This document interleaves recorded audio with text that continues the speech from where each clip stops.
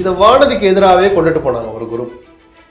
அதை உறுதிப்படுத்துற மாதிரியோ என்னவோ லண்டன்ல படிச்சுக்கிட்டு இருக்கிற வேலையை கொஞ்சம் புக்கை மூடி வச்சுட்டு இந்த வீடியோ வெளியானதுக்கு நான் வருத்தப்படுகிறேன், மன்னிப்பு கேட்கிறேனே சொல்லியிருக்காரு. ஓபன் அப்பாலஜிஸ்டே பண்ணி மன்னிப்பு கேட்டார்ல. இப்படி ஓடோடி வந்து மன்னிப்பு கேட்டதுலேயே அரசியல் இருக்குன்னு தான் இன்னைக்கு பிஜேபி வட்டாரத்தில் ஒரு தகவல். எதுக்காக ஒரு மன்னிப்பு கேட்கணும் சார்? ஒட்டுமொத்தமா தமிழ்நாட்டு பாஜகவை ராகுல் காந்தி வரைக்கும் மன்னிப்பு கேட்க வேண்டியது பாஜக தமிழக தலைவர் அண்ணாமலை அவர்கள் தான். இல்ல, சம்பந்தப்பட்டது யார்? முதல்ல யார் மன்னிப்பு கேட்டுக்கணும்? அவர் சொல்ல ஃபேக்சுவல் எரர் இருந்துச்சா? இல்ல சார். ஆனா அதற்கு முன்னாடி நாள் நிர்மலா சீதாராமன் பேசும்போது ஜனரஞ்சகமா அவங்க பேசினாங்கிற வார்த்தையை சொல்லிட்டு அதற்கு பிறகு அவங்க சொன்ன வார்த்தை ஊருகா மாமிய ஒருத்தங்க கேள்வி கேட்டுட்டாங்க அப்படின்னு சொல்லி எல்லாரும் கிண்டல் பண்ணிட்டு இருக்காங்க. ஜிஎஸ்டிக்கு எதிரான நிலைப்பாடு இருக்கவங்க அந்த வீடியோ எடுத்து யூஸ் பண்ணிக்கிறாங்க. நான் ஆனா எந்த கமெண்ட்டுக்கும் நான் ரியாக்ட் பண்ண விரும்பல. ஆமா, அதான் நானும் வரேன். அதே இடத்துல தான் நானும் வர்றேன். நிர்மலா கோவப்படல அல்லது கோவப்படுறதா காட்டிக்கல. 1000 விமர்சனம் வரதாசா தெரியும். அந்த நான் ஒரு வார்த்தை சொன்ன தெரியுமா? அந்த வீடியோ எடுத்து வச்சு சித்தாந்த அடிப்படையில், கொள்கை அடிப்படையில் தங்கள் விருப்பத்தின்படி அந்த வீடியோ பயன்படுத்ததான் செய்வாங்க. பிஜேபி அந்த வேலையை தான் அப்படி பயன்படுத்திக்கிட்டு இவரை சங்கடப்படுத்திச்சோ. அப்படி பண்ற போது சரி இருங்க, ஒருவேளை எனக்கு தோணல, உங்களுக்கு தோணி இருக்கு, சரி வாங்க கூட்டிட்டு போயிட்டீங்க, வீடியோ எடுக்கலாமா? அதை இல்ல வீடியோ வெளியிட்டது ஏதோ வானதி சீனிவாசன் அவர்கள் இல்ல, ஆதரவாளர்கள். நான் தடுத்திருக்கலாம் தானே சொல்றேன். வீடியோ எடுக்கிற போது உங்களுக்கு தெரியுதுல்ல, அந்த ரூம் பெரிய நெருக்கடி நிறைந்த ரூமா? சொல்லுங்க சார், ஒரு மத்திய அமைச்சர் ரூம்ல அத்தனை பேர் போயிட முடியுமா? வீடியோ வெளிவிட்டதற்கான காரணம் என்னன்னு நினைக்கிறீங்க? ஏன்னா அதை சமாளிக்கிறதா இவங்க நினைச்சு விட்டாங்க, அது பூமராங் ஆயிடுச்சு. இவங்க நினைச்சு வெளியிட்டது வேற, அது திரும்பவும் இன்னொரு நெகட்டிவா தான் போயிடுச்சு. அது 3 பேருக்கும் தெரியும். 4வது 5வது நிக்கிறாங்களா, எடுக்கிறது யாருன்னு. தம்பி கேமரா உள்ள வை சொல்லியிருக்கணுமா கூடாது? சரி எடுத்துட்டேன், வெளியே வந்தா தொலைச்சிடுவேன் சொல்லியிருக்கணுமா கூடாதா? சொல்லுங்க சார். இதைத்தான் அவமானப்படுத்துறது நம்ம சொல்றோம். எதுக்காக வெளியிட்டீங்க? இப்படிதான் உங்க மனநிலை இருக்கும், உங்களுடைய பாடி லாங்குவேஜ், ஓரல் லாங்குவேஜ் இருக்கும்னா இந்த ஜென்மத்தில் பிஜேபி தமிழ்நாட்டில் வளராது. இப்போ அவங்க வானதி சீனிவாசன் அவர்கள் செய்தியாளர் சந்திப்பில் பேசும்போது இதே இடத்துல ஒரு ஆண் எம்எல்ஏ, ஆண் அமைச்சர் இருந்திருந்தா இந்த மாதிரி சுய பச்சாதாபம், குறைஞ்சபட்ச நியாயம் கூட அதில் இல்லை. ஆண் இருந்தது நடந்திருந்தாலும் தப்பு தான் புரியுதுங்களா? இதுல ஆண் பெண்ணுக்கு என்ன சார்? எனக்கு புரியலையே. அது ஒரு ஆண் அமைச்சரா இருந்தா இன்னொரு சொல்லட்டுமா, இந்த இவ்வளவு பெரிய சிக்கலை ஆக்கவே விட்டுருக்க மாட்டாங்க. அண்ணாமலை அவர்கள் இதுல நீங்க சொன்ன மாதிரி வந்து கொஞ்சம் சைலண்ட் ஆயிட்டாருன்னு பார்க்கப்பட்ட சூழல்ல படிக்க போயிருக்காருங்கிற சூழல்ல இதுக்கு ட்வீட் ஒரு விமர்சனம் வச்சு ஒரே கல்ல 2 பங்கு அடிச்சிட்டாருன்னு தமிழ்நாட்டு மக்கள் கிட்ட மன்னிப்பு கேட்ட மாதிரி ஒரு தலைவரா பெருந்தன்மையா நடந்துக்கிட்டாருன்னு ஒண்ணு. இந்த கோஷ்டியில ஒரு கோஷ்டியை உச்சந்தலையில அடிச்ச மாதிரி ஆகிட்டார். அதாவது வீடியோ வெளியிட்டாங்க, அது எங்க ஆளுங்க தான், அதுல வார்த்தை கவனிக்கணும். என்னுடைய நீங்க கேட்டீங்களே தெரியாம அப்படி கூட இந்த வீடியோ வந்திருக்கலாம். பிஜேபி ஃபங்க்ஷனரிஸ்னு போட்டு வெளியிட்டதே அவர் தான்ற போதே அவர் ஒரு விஷயத்தை கமிட் பண்றாருல்ல. அவரு தான் இல்ல, அவர் விமர்சிச்சிருப்பார், அவர் என்ன விசாரிச்சிருப்பார்ல, யார் ரூம்குள்ள இருந்தது, அண்ணாமலை தெரியாம இருக்குமா? நடந்த சம்பவத்துக்கு, இந்த வீடியோ வெளியானதுக்கு அண்ணாமலைக்கு முன்பாக வருத்தம் தெரிவித்திருக்க வேண்டிய ஒரு வானதி தான். மன்னிப்புன்னு கூட நான் வார்த்தை பயன்படும், வருத்தம் தெரிவிச்சிருக்கணும். ஏன்னா அதனுடைய வழியை, அதனுடைய விளைவை இனிமேல் தான் பிஜேபி அனுபவிக்க போகுது.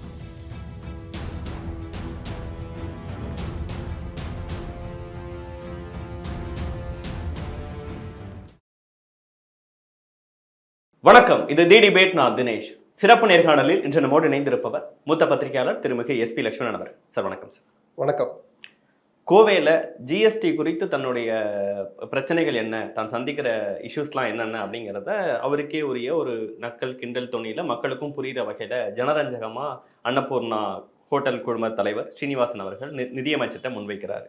அது பல பேரால் ஷேர் செய்யப்படுது. அதற்கு அடுத்த நாள் மறுபடியும் அவங்கள தனியாக சந்தித்து மன்னிப்பு கேட்குற மாதிரி ஒரு வீடியோ வருது.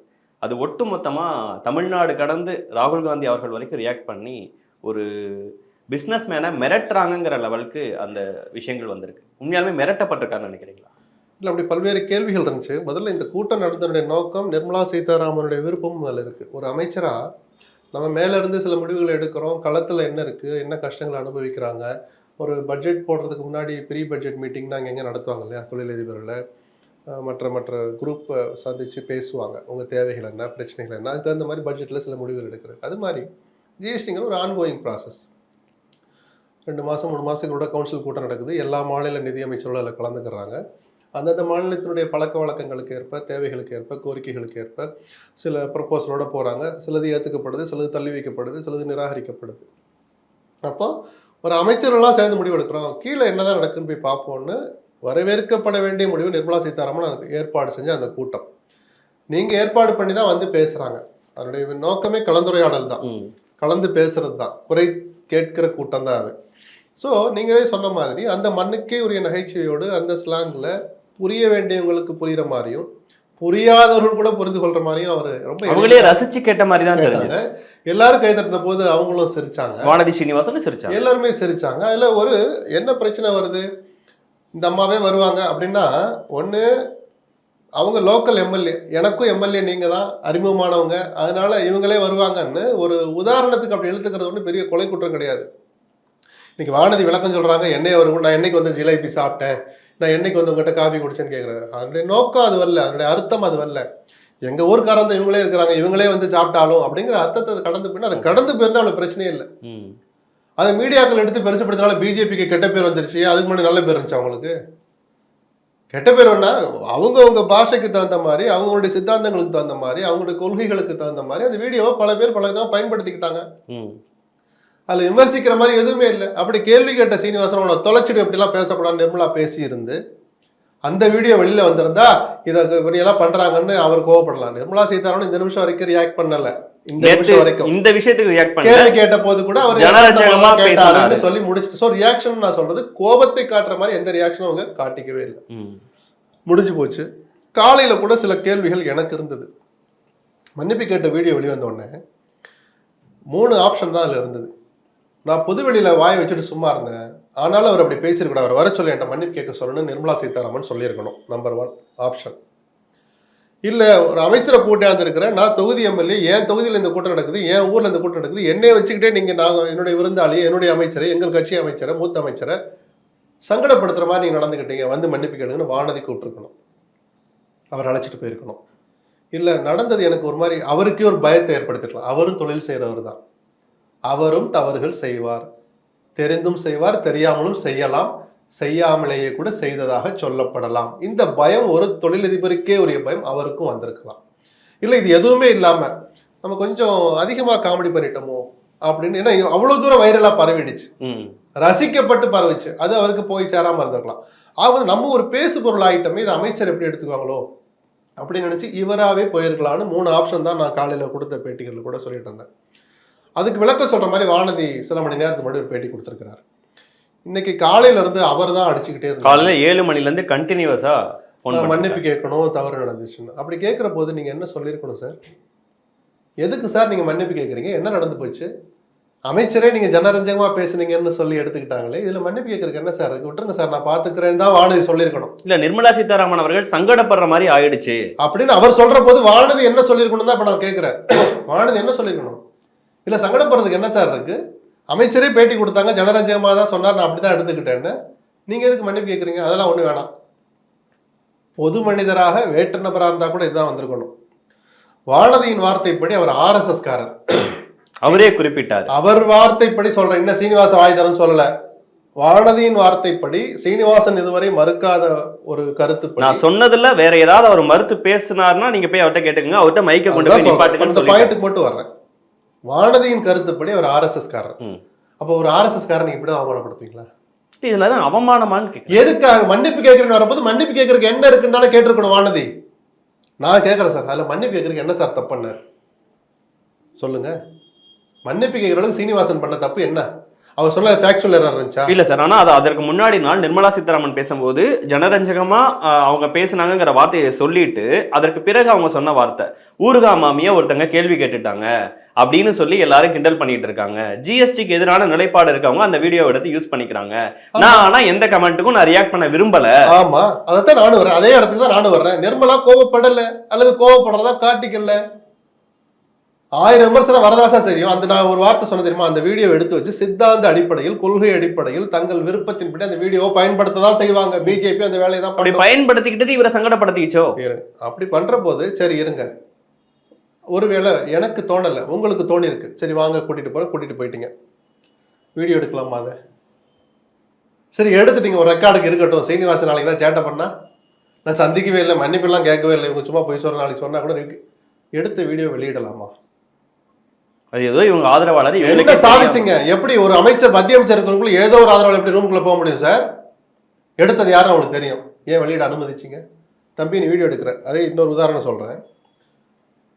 இன்னொரு ஊர்ல நேற்று பிஜேபி உறுப்பினர் சேர்க்கை முகாம் அல்லது கார்டு கொடுக்குற முகாம் நடக்குது, கட்சி நிகழ்ச்சி. நிர்மலா சீதாராமன் கலந்துக்கிறார். அதுல ஒரு இளைஞர் ஒரு நபர் எந்திரிச்சு கேள்வி கேட்கிறார், செமிகண்டக்டர் தயாரிக்கிற முருகப்பா குரூப்பை குஜராத்துக்கு கொண்டுட்டு போயிட்டீங்க அப்படின்னு கேட்கிறாரு. அவரை பேச விடாம தடுக்கிறாங்க, வீடியோ எடுக்காதீங்கன்னு நிறுத்துறாங்க. யாரு? மேடையில் இருந்தவங்க, அமைச்சர் உட்பட பலர் முன்னிலையில வீடியோ எடுக்கிறது தடுக்கப்படுது. அங்கெல்லாம் தடுக்கணும்னு தோணுது இல்ல? ஒரு நியாயமான கேள்வி. அவர் கேட்டார்னா, இல்லப்பா முருகப்பா குரூப் போனதுக்கு காரணம் நாங்க இல்ல, இங்க இருக்கிற ஆட்சி திமுக தான், ஏதோ கமிஷன் அதிகமா கேட்டாங்களாம் சொல்லுங்க. இல்ல தமிழ்நாடே எனக்கு பிடிக்கலன்னு முடிவு பண்ணதே முருகப்பா தான், நாங்க இல்ல சொல்லுங்க. இல்ல இது பொது வெளியில விவாதிக்கிற விஷயம் இல்ல தம்பி, என்னை தனியா வந்து பாருங்க, நான் உங்களுக்கு என்ன நடந்துச்சு சொல்றேன் சொல்லுங்க. நீ உட்காரு, வீடியோ எடுக்காத அப்படின்னா ரைட்டு. ஏதோ ஒரு அர்த்தத்துல நீங்க வீடியோ எடுக்காத சொல்றீங்கல்ல, அந்த ஆர்வத்தை ஈடுபாட்டை இவர் மன்னிப்பு கேட்கும்போது வீடியோ எடுத்துட்டு இருக்காங்கல்ல, உங்களுக்கு தெரியல, மொத்தம் பெரும் கூட்டம்ல யார் எடுக்கலாம் தெரியாத அளவுக்குலாம் ஒரு தனி அறையாது. எத்தனை பேர் நிக்கிறாங்கன்னு அந்த 3 பேர் தான், அந்த 3 பேருக்கும் தெரியும் 4வது 5வது நிக்கிறாங்களா, எடுக்கிறது யாருன்னு. தம்பி கேமரா உள்ளவே சொல்லியிருக்கணுமா கூடாதா? சரி எடுத்துட்ட, வெளியே வந்தா தொலைச்சிடுவேன் சொல்லியிருக்கணுமா கூடாதா? சொல்லுங்க சார். இதைத்தான் அவமானப்படுத்துறது நம்ம சொல்றோம். எதுக்காக வெளியிட்டீங்க? இதெல்லாம் வந்துட்டு இருக்கு.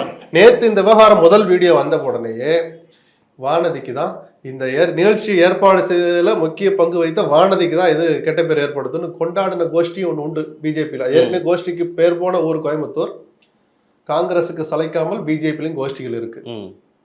இதை வானதிக்கு எதிராகவே கொண்டுட்டு போனாங்க ஒரு குரூப்.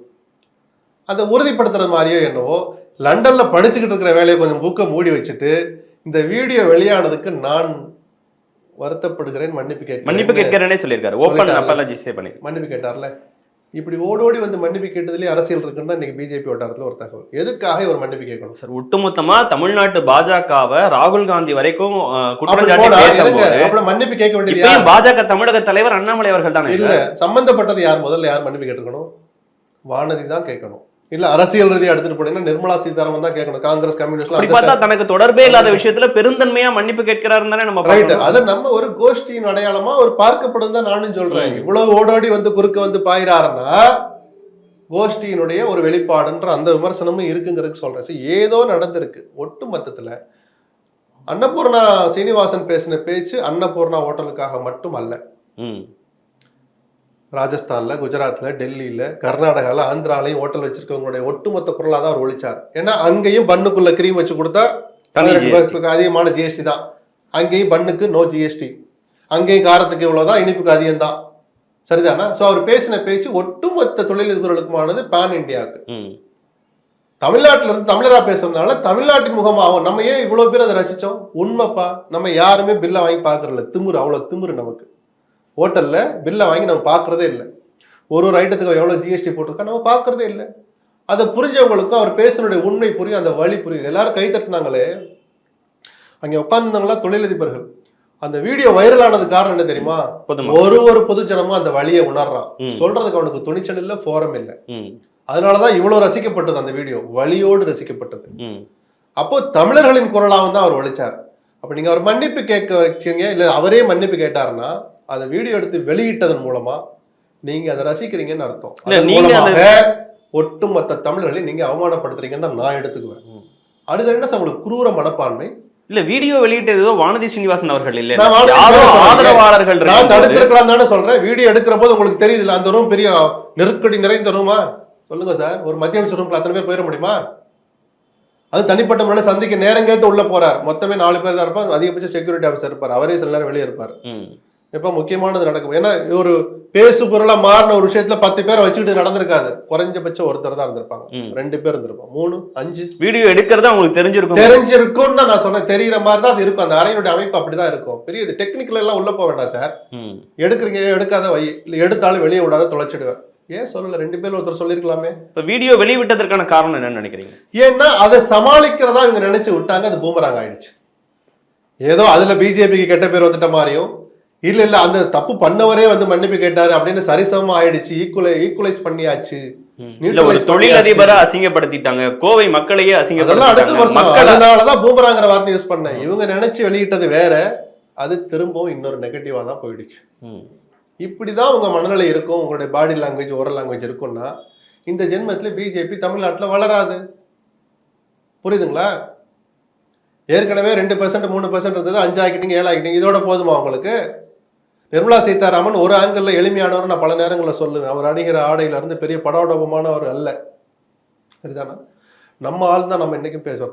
தமிழ் பேசுறவர்னா நமக்கு ஒரு நெருக்கம் இருக்கும், ஒரு உரிமை வந்துருது. ஆனா வானதி சீனிவாசன் அவர்கள் அதை என்ன தாண்டி குறிப்பிடுறாங்கன்னா, அதை தாண்டி நிர்மலா சீதாராமன் தமிழ்நாட்டுல டார்கெட் செய்யப்படுறாங்க.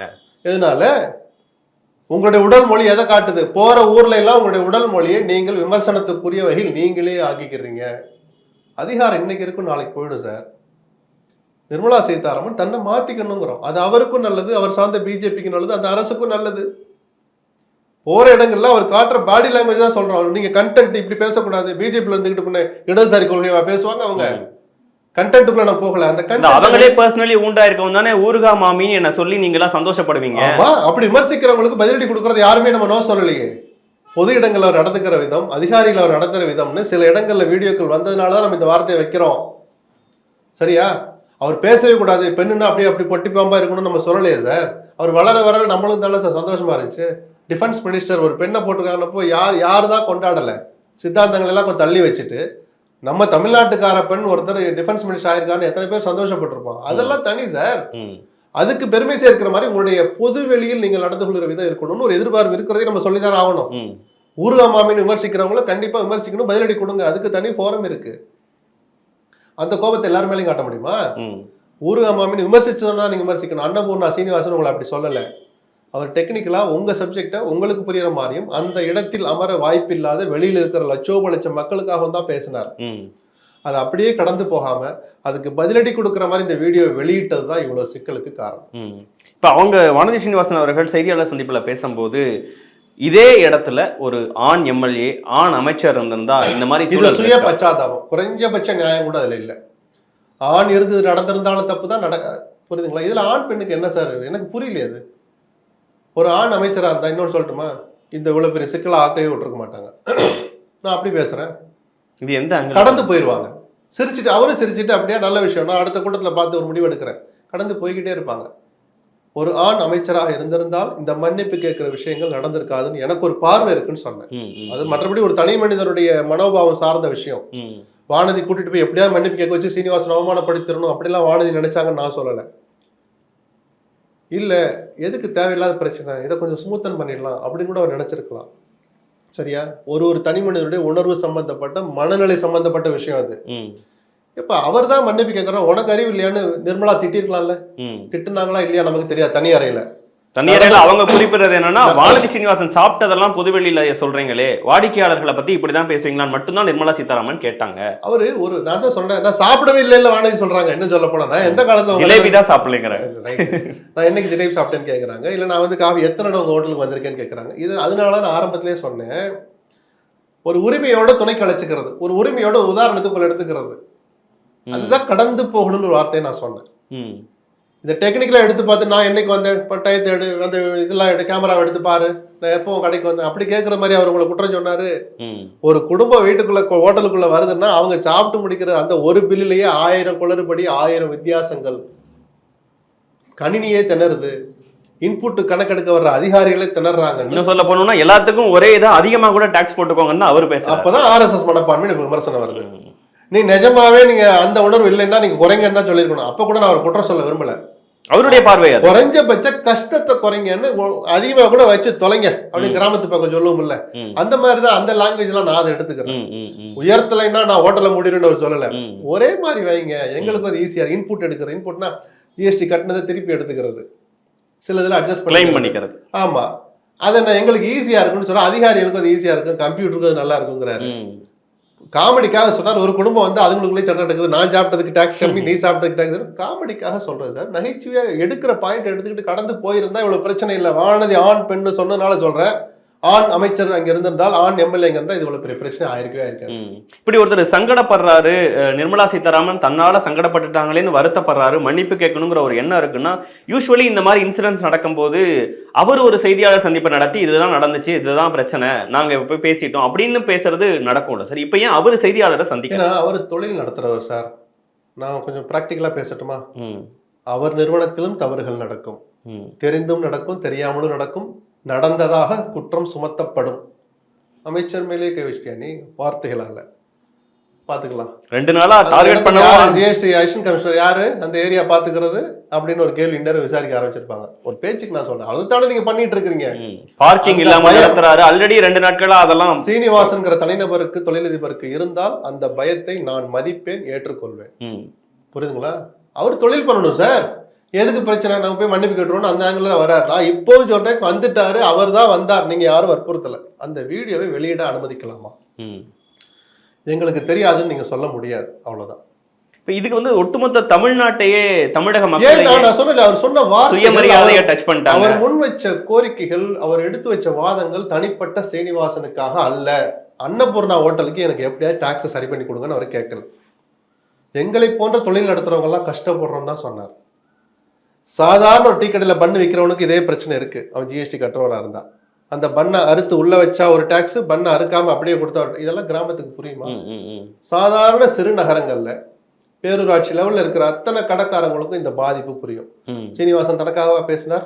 சோ எல்லாருக்குமாக ஒரு கோரிக்கை வைக்கிற போது அவரை நீங்க இப்படி படுத்தலாம்ங்கிற போது தமிழ்நாட்டு மக்களை அவமானப்படுத்துறீங்கன்னு ஒரு வார்த்தை வருது. அது அரசியல் ரீதியா கொஞ்சம் வலுவா சில பேர் வைக்கிறாங்க. நாளைக்கு காங்கிரஸ் அந்த இடத்துல போராட்டம் அரசியலுக்கு பயன்படுத்துறாங்க. கனிமொழி உடனடியாக அதான் சொல்றது, அரசியலா பண்றாங்க. நாம அதுக்குள்ள போக வேண்டாம். பொது பார்வை பார்த்தாலே இந்த வீடியோ வெளிவந்தது தப்புன்னு தான் நான் சொல்லுவேன். ஓகே, அண்ணாமலை அவர்கள் இதுல நீங்க சொன்ன மாதிரி வந்து கொஞ்சம் சைலண்ட் ஆயிட்டாருன்னு பார்க்கப்பட்ட சூழல்ல, படிக்க போயிருக்காருங்கிற சூழல்ல இதுக்கு ட்வீட் ஒரு விமர்சனம் வச்சு ஒரே கல்ல 2 பங்கு அடிச்சிட்டாருன்னு தமிழ்நாட்டு மக்கள் கிட்ட மன்னிப்பு கேட்ட மாதிரி ஒரு தலைவரா பெருந்தன்மையா நடந்துக்கிட்டாருன்னு ஒண்ணு. இந்த கோஷ்டியில ஒரு கோஷ்டியை உச்சந்தலையில அடிச்ச மாதிரி ஆக்கிட்டாரு. அதாவது வீடியோ வெளியிட்டாங்க, அது எங்க ஆளுக தான், அதுல வார்த்தை கவனிக்கணும். என்னுடைய நீங்க கேட்டீங்களே தெரியாம அப்படி கூட இந்த வீடியோ வந்திருக்கலாம். பிஜேபி ஃபங்க்ஷனரிஸ்னு போட்டு வெளியிட்டதே அவர் தான்ற போதே அவர் ஒரு விஷயத்தை கமிட் பண்றாருல்ல. அவரு தான் இல்ல, அவர் விமர்சிச்சிருப்பார், அவர் என்ன விசாரிச்சிருப்பார்ல, யார் ரூம்குள்ள இருந்தது. அண்ணாமலைக்கு தெரியாம இருக்குமா? தெரிஞ்சிருக்குல்ல. தெரியும் தானே. பிஜேபி ஃபங்க்ஷனரிஸ் வெளியிட்டாங்க, அதுக்காக நான் மன்னிப்பு கேட்கிறேன்னு சொல்றாரு. சோ யாரோ ஒரு தனிநபர் அல்ல அந்த அறையில் இருந்தது. அவர் விசாரிச்சுக்கிட்டு தான் அறிக்கை விடுறாரு.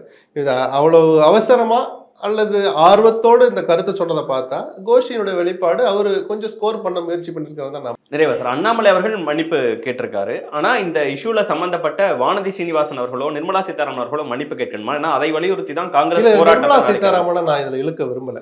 ஏன்னா ஒரு அமைச்சர் என்ன உள்ளறையில பேசுறா நமக்கு தெரியாது. வானதியை கூட ஒரு திட்டி இருக்கலாம். எதுக்கு இந்த வேலையெல்லாம் அவர் தான் மன்னிப்பு கேட்கறானா, உனக்கு எங்க போச்சு அறிவு கூட உரிமையோட ஒரு திட்டி இருக்கலாம். அது தெரியாத போது நம்ம விமர்சிக்க முடியாது. ஆனா இன்னைக்கு பத்திரிகையாளர்களை சந்திச்ச வானதி, சந்திக்கிறதுக்கு முன்னாடி நான் சொன்னேன், வானதி பத்திரிகையாளரை சந்திப்பதில் ஆர்வமிக்கவர், அவர் ஒரு அறிக்கை வெளியிடணும், நேர்மையோட வெளியிடணும்னு நான் ஒரு வார்த்தை சொல்லியிருந்தேன். இப்போ அவர் பத்திரிகையாளர் சந்திச்சார்ல, நடந்த சம்பவத்துக்கு இந்த வீடியோ வெளியானதுக்கு அண்ணாமலைக்கு முன்பாக வருத்தம் தெரிவித்திருக்க வேண்டியவர் வானதி தான். மன்னிப்புன்னு கூட நான் வார்த்தை பயன்படும், வருத்தம் தெரிவிச்சிருக்கணும். ஏன்னா அதனுடைய வலியை, அதனுடைய விளைவை இனிமேல் தான் பிஜேபி அனுபவிக்க போகுது. நான் எல்லா ஆங்கிலையும் மனசுல வச்சுதான் சொல்றேன். இல்ல இது ஒரு பாசிச போக்கு, அதிகார ஆணவத்துல இல்ல. நீங்க அந்த அளவுக்குலாம் உள்ள போக வேண்டாம். சிம்பிளா ஒண்ணு எடுத்துக்கோ சார். ஐடியாலஜிக்குலாம் போக வேண்டாம் சார், அரசியலுக்குள்ளேயும் போகாதீங்க சார்.